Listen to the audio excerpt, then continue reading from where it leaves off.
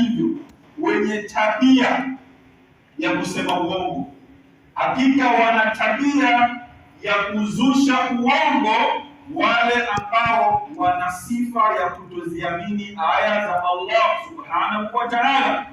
Ukimwona mtu anasema uongo, ni moja katika dalili kwamba imani ya aya na Mungu hana.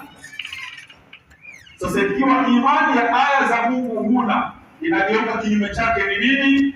Hatuhukumu kwamba huyo mtu ni kafiri, ila al-Imam Ibn Qayyim al-Jawziyya katika kitabu chake Al-Fawaid anasema huyu anaweza, ni hatari sana, akiendelea kuwa na tabia ya kusema uongo, anaweza kuingia katika ukafiri, kama ambavyo akiwa na tabia ya hasira anaweza akaingia katika ukafiri, ambayo ni tabia sio nzuri. Kwa hiyo saumu inamkataza mtu kusema uongo ambao ni moja katika tabia mbaya. Hivyo saumu inamtengeneza mtu kuwa na tabia na tajiri wa maadili mema, jambo ambalo ndilo alilotumwa nalo Mtume Muhammad, innama bu'ithtu liutammima makarima al-akhlaq, hakika si vinginevyo mimi nimetumwa ili nieneze katika jamii tabia njema, ili nieneze katika jamii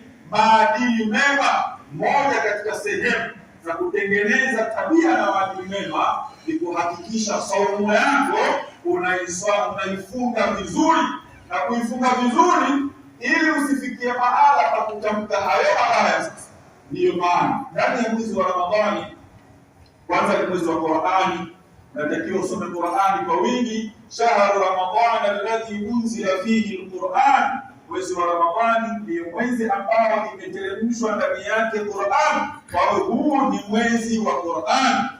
Na katika maajabu, moja katika mashtaka atakayotushtaki nayo mtume kwa Mungu, mojawapo ni kuihama Qur'an.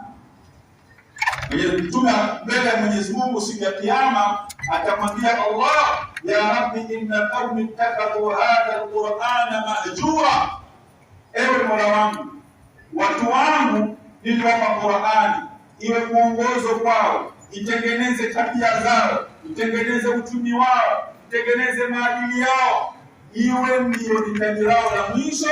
Lakini watu hawa ittakhadhu hadha al-Qur'ana mahjura, wakaihama Qur'ani. Wengine wana misahafu ndani haigusu ila siku za hikma, wengine wana misahafu, wengine hata misahafu yenyewe ndani ya majumba yao